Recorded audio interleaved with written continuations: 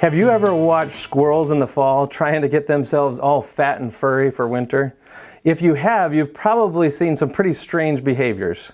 Some of those strange squirrel activities could hold the key to you being an even better investor. So today, in this lesson, I want to share with you some specific activities, action items, and principles that you can implement to help you apply what we refer to as the wealth building formula for your financial future. Hello friends, my name is Joshua Gregory. I'm one of the certified financial planners here at Korhorn Financial Group. I also get to be one of the weekly contributors to the Wise Money Radio show. But by far, one of my favorite places to be in all the planet is in a classroom with a whiteboard marker in my hand. So I'm excited today to welcome you to our virtual classroom for what will be the fourth installment of our e-learning course that we've referred to as Financial Foundations. And today I want to be able to build upon the first three courses that hopefully you've watched. If you haven't, you can find those on YouTube by searching Wise Money and then seeking out our playlist referred to as Financial Foundations. Today, though, I'm going to help you see where investing fits in those foundational habits or skills that you need to be building in your financial life. So what about all these squirrels? My wife Andrea and I have two huge oak trees in our backyard. And where there are oak trees, there are acorns. And where there are acorns, there's going to be squirrels. I'm not sure whether or not squirrel watching is a hobby like bird watching is, but it should be in my mind. Some of these squirrels are doing some of the craziest things. They're scurrying around in the fall, trying to just gorge themselves on acorns, almost like it's a race against all the other squirrels. Who can get it gobbled up the fastest? If you picture a hot dog eating contest where everyone has a big fluffy tail, that's what's happening in my backyard every fall. But if you watch them closely enough, they're not eating all the acorns. In fact, sometimes they start burying the acorns. They're like hiding them away, protecting them somehow from the other squirrels, I guess. Protecting their loot, I suppose. Every time I see a squirrel burying an acorn in my backyard, I think to myself, buddy, what are you doing? You're never going to find that acorn again. How could you? And yet, I'd be wrong, right? They do find them. In fact, they'll have a treasure hunt going all winter long that will leave my backyard looking like the surface of the moon come spring. Eventually, they do find enough acorns to keep on living, obviously. Here's what I want you to think about, though. If some of the acorns get eaten right away, and some of the acorns are hidden away for later to be eaten in the winter or into the early spring, what happens to the acorns that never get found again? There's some acorns that just stay in the ground all the way through winter, all the way through spring and into summer. And some of those, if it was in just the right spot, with the right conditions, left undisturbed, some of those have the ability to actually begin to grow, don't they? In fact, some of those that begin to grow will eventually turn into another oak tree. More oak trees, more acorns, more squirrels, more entertainment for you and me. But here's my challenge to you. What the squirrel does by accident, you and I need to learn how to do on purpose. Well, if you've watched our lesson on budgeting, you may have a sense for where I'm going with this whole squirrel analogy. If you look back at that video, we shared with you that everyone should have, we believe, a 3 bank account system, a structure of using bank accounts to help you manage your cash flow or manage the consumption of acorns, you could say. Specifically, we think that there should be 3 different types of bank accounts to help support your budgeting habit in your financial life. This is clearly one of the most important foundational skills that you can have. Now, Amy Masters showed that each one of these has a specific purpose. We have an immediate spending account. That's for the acorns you're going to consume right now, immediately. You also have a couple other buckets or bank accounts for expenses that are coming down the road. This is like burying the acorns that you're going to eat again. We call the second bucket the delayed spending account. These are for planned expenses that are coming that you know are out on the horizon. You want to make sure that the money's there when the expense shows up. The third bucket is your emergency fund. That's for later consumption, for unexpected expenses, things that you can't plan ahead for. So each of these bank accounts serves a purpose. And budgeting, the budgeting habit, is really important for you to get right. However, if you get this right, but you don't also add to it the wealth building skill or the wealth building habit, then your future may not be quite as great as you intend for it to be. Now, instead of using bank accounts to help you build for the future, we instead have a different type of bucket to use that I'll refer to simply as investment accounts instead of bank accounts. And there can be a whole slew of these. It really just depends on how many different goals you're trying to achieve in life. But investment accounts are different than bank accounts, and they're for a different purpose or to support a different habit, the habit of wealth building. Now, as I said, there can be really an unlimited number of these types of investment accounts. The hope would be that each type is matched up with a specific goal. You might say, hey, someday I want to retire. So you would have an investment bucket or a series of buckets related to that goal. You might say, I have the goal of helping my kids with their college expenses down the road. Maybe you want to help out with future wedding expenses for your kids or grandkids. Maybe you want to start a business someday or purchase a vacation home. Again, the creativity that you bring to the table is going to dictate how many different goals you have and therefore the different applications or the uses of investment accounts. Now, it's important for you to recognize that these two sides of your financial life, the shorter term here or the longer term here, influence each other, don't they?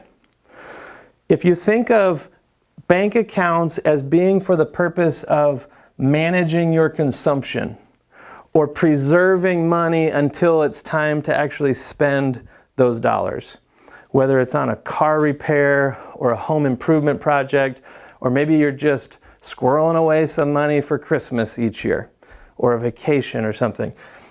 These accounts are short-term in nature, whereas investments, it's not about consumption or spending or lifestyle. It's longer term, and it's a focus on growth, ultimately.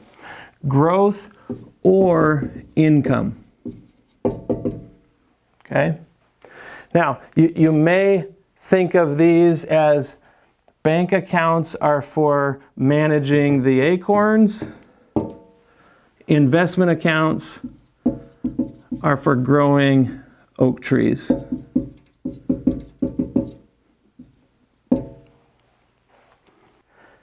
This is one of the most important concepts in financial planning, is using the right tool for the right job. So, just like we told you, an immediate spending account for acorns you're going to eat right away, we said that should be a checking account.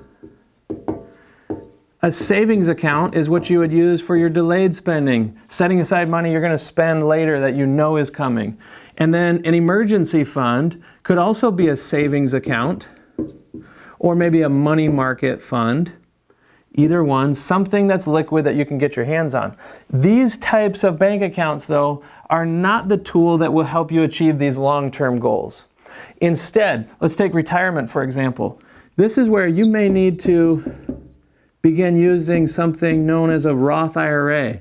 Or if your employer offers you a retirement plan at work, there might be a 401k for you to be able to contribute to. There are even traditional 401ks and Roth 401ks, just to confuse the issue even more. If you're saving for college, maybe a 529 plan is what you would use to start setting aside money that can grow for that long-term goal. Things like weddings or business startup costs, vacation homes, those types of things. Those could just be taxable accounts that you own individually or you and your spouse own jointly together. But the point is, you want to use the right type of an account to match up with the type of goal that you're trying to achieve. If you're just getting started in your financial life, you don't have to know what all of these different types of investment accounts really are. But I want to highlight a couple of them for you as you're getting started. And it's specifically these two right here, the Roth IRA or the Roth 401k. These ones are extra special because the oak trees you grow in that pot will grow completely tax-free.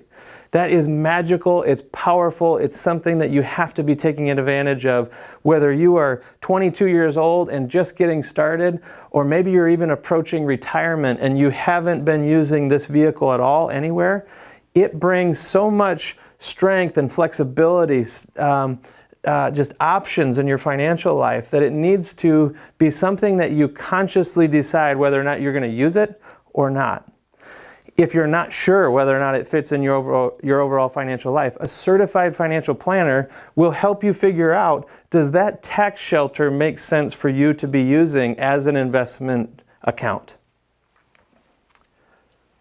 Now, I already shared with you the principle that what the squirrel does by accident, you and I need to do on purpose. And that has to do with our response or our choices related to the wealth building formula. Here's what the wealth building formula entails. Some of the best advice early on in my career that I received was from a friend of mine who said, if you want to build wealth, it's really simple. All you have to do is live off less than you earn and invest the difference. If I was putting that into a formula, I would say you need to have cash that you add risk to and you give time for it to grow. It's really, quite frankly, that simple. This is what the squirrel does ultimately by accident. But you and I can choose how much cash we add to this side of our financial life versus keeping it here for consumption. You and I can decide how much risk we apply to our investment dollars so that they can be growing for the future.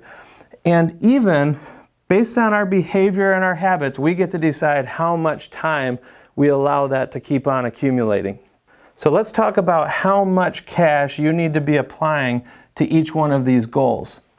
Here are some rules of thumb to be thinking of. First off, if you are using a retirement plan at work, I want you to do everything within your power to make sure that you're contributing enough money to get any employer match. Any dollars that your employer is willing to offer to you as contribution to your own plan on top of what you're also contributing. Think of this as like free money that's on the table for you to go claim if you are contributing to your own account as well. So you've got to be contributing enough, putting enough cash on this side of the ledger to be able to take advantage of any of that employer match. Now, what if you don't even have an employer match? Or what if you're already doing that much, but maybe it's not enough? Ultimately, you may need to try to be shooting for around 15% of your cash flow going on this side of the ledger. If you were to spend every dollar that you earn on living expenses over on this side in your bank account, if you spend 100%, you're never going to be squirreling away money that can be growing for the future. So what we encourage people to do is limit your spending to 85% or less. What that leaves then is a remaining 15% for goal achievement. In other words, you've got 15% that can be going into any of these buckets. That's some risky advice for me to give, though, because I don't want to give you this false sense of security like, hey, 15% is all you got to do. The reality is some of these goals might require more cash than that. It might require more sacrifice because you've got a lot of goals, or they're really big goals. Or maybe you don't have a lot of time left. You've waited a while to get going, and so your time horizon is shorter. So 15%, I would think of this as a rule of thumb if you're getting started right at the beginning of your career. Okay? The other thing that I want you to be thinking of is that 15% contribution, or whatever the right amount is, needs to be systematic or automatic. It needs to be happening regularly like clockwork without you actually thinking about it. I don't want you every single month to have to redecide, yep, retirement really is important to me, or my college expenses, yeah, for my kids in the future, yeah, that is a priority. I'm going to save this month. No, you need to decide one time, let it be pulled off the top, be a contribution that is happening like clockwork without you having to redecide every single month. So, here may be some action items for you. If you are not systematically contributing every single month or on a regular basis, that might be your priority, to take away from this class the action item of going and getting that rolling. Another action item might be, if you don't have any cash coming over to this side, if all of it are, these are acorns that are either being consumed right now or consumed a little ways down the road, but you don't have anything that's being intentionally planted for growth, then it's time to go back to the budget. Time to go back and find some margin here. Find some available cash so that you can get more money going into your wealth building formula, more money that can be devoted to these investment accounts. Let's talk for a moment about risk now. Remember what I said, what the squirrel does by accident, you need to do on purpose, and that includes intentionally planting these acorns, putting dollars at risk for growth in the right spot. What's the right tool for you to use? I mean, you could use anything like a CD at the bank, which is ultra short-term, ultra low risk, probably not appropriate for most of the goals here, but that's on one end of the spectrum, the really low risk.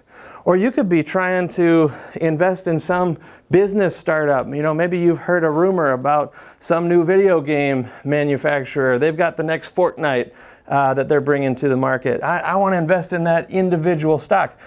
Those are two ends of a spectrum, but for most people, the investment in the middle, the one that would be most appropriate for you as you're getting started, would be mutual funds. Mutual funds are a way for you to take any amount of money, could be $50 a month, could be $1,000, whatever amount you have available to put into growth-oriented investments, and you entrust it to a professional money manager. You're buying into a mutual fund, so to speak. And that mutual fund manager, which is really just an entire team of professional investors, their job is to figure out how should that money actually be invested in the stock market, in real estate, in the bond market. You know, their job is to use their expertise, their knowledge, their research and everything to make wise investment choices for you. So you don't have to be the one knowing whether or not Apple is a great buy right now or should you focus on Microsoft instead. A professional mutual fund manager gives you the ability to really spread the risk around because they're buying maybe hundreds, potentially even thousands of individual stocks instead of you betting the farm on just one particular company. There are so many different types of investments. There's different levels of risk that you can have in a mutual fund. Each one has its own specialty. And if you're not sure which ones to purchase, you know, maybe you are participating in a 401k through your employer and they have a lineup of mutual funds for you to select from, and you're not sure how to, you know, piece them together.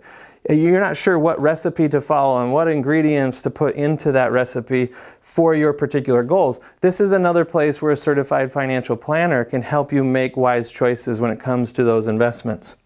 So mutual funds are probably the place for you to start. And to be quite honest, for many investors, this could be still the tool that you're using long into retirement as well. It is a very appropriate tool for a beginner or someone who's been investing for decades, because they provide the ability for you to really diversify and get an appropriate amount of return or growth for the level of risk that you are taking. All right, let's turn our attention to time here. This one might seem the most obvious to you. And the reality is, it's maybe the one that has the potential to have the biggest impact on your wealth building outcomes. And you might say, well, I don't have a lot of control over this one because, maybe I'm not getting started as early as I wanted to. Whatever amount of time you have ahead of you towards your goal, from this day moving forward, at this moment in time today, is when you have the maximum potential time frame still available to you. So I wouldn't look backwards with any kind of regret and wish that you had more time to let those oak trees mature. Instead, think of this as, how do I maximize the time potential for my growth or my wealth building? I'll tell you, one of the most memorable things I ever learned in college came actually from another financial advisor, someone who came and spoke to a class that I was in, and he shared a story that has hung with me. In fact, it has flavored so many of the financial decisions that I've made throughout my adult life. He told a story of two brothers, and he compared them as two different approaches to investing. Both of them had the same time horizon, so they must have been twins, I guess. But they had a different approach to how they took advantage of time. The first brother said that for the first 10 years of his working career, he started saving $250 per month, like clockwork.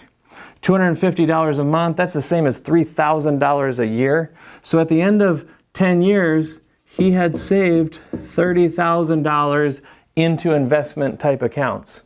And then he stopped. And for the next 30 years, he just let his early contributions just keep on rolling. The second brother went through the first 10 years, but was not saving anything. $0 per month. But then at the end of 10 years, he was highly motivated, really got focused, and started for the next 30 years saving that same $250 per month, like clockwork, that his brother had already been doing. So at the end of 30 years, he had saved $90,000 into investment accounts, maybe even growing at the exact same rate. If this was growing at 8%, and so was the second brother growing their portfolio at 8%, who had the most money at the end of their working career? I didn't know, but he shared the answer. Brother number one at the end had $500,000 accumulated. Brother number two, who had saved 3 times as much money, but had a later start in his investing career, accumulated $373,000 if they were both earning 8%. It's not even close, the difference here. And the outcomes, even though they're buying the same investment, investing the same amount per month, so cash flow felt the same for each of them at different times, the outcome was so much better for the first brother because he invested early. It was 10 more years of letting those oak trees keep on maturing. And it didn't matter that the second brother had so much more money pumped in to his oak grove, so to speak. He was never going to catch up to the earlier brother unless he took significantly more risk or kept this savings going far longer into the future, which implies a longer working career and everything. Here's the moral of the story. Your first decision with this wealth building formula needs to be to just get started, to get started early. However much time you have ahead of you, maximize it for the purpose of letting those oak trees grow. it should serve as sort of your sense of urgency to get that budgeting habit down really strong so that you have the cash to be pumping into this wealth building formula. And then, of course, as I mentioned, a certified financial planner, a professional, can help you make sure that you're planting those dollars in a way that they have the ability to get a fair rate of return for the level of risk that is appropriate for your goals. Here's the other thing I want to try to inspire you with as well. There's nothing saying that if you are at the beginning of your career, you couldn't have the benefits of both. What I didn't tell you is there's a third sibling, a sister, who had the same 40-year period of time, but for 40 years. What if she saved the same $250 a month, but it was uninterrupted? It started as early as her other brother, first brother, but it went the full 40 years. If she does that, she gets the benefit of both of her siblings and ends her career with $873,000 because she had the discipline to keep cash going into a wealth building effort. She kept on growing at that same 8%, and she gave it the maximum amount of time. It made all the difference compared to her siblings. Friends, it's up to you to decide which of these three siblings you want to be more like. I hope this story has the same impact on you as it did on me, because some of you have the potential, if you make this choice, to literally invest a portion of every single paycheck for your entire career. And in doing so, you get the benefits of the third sibling. If you can combine these two foundational habits, budgeting and wealth building, you have a shot at being the wisest squirrel in the neighborhood. Happy planting.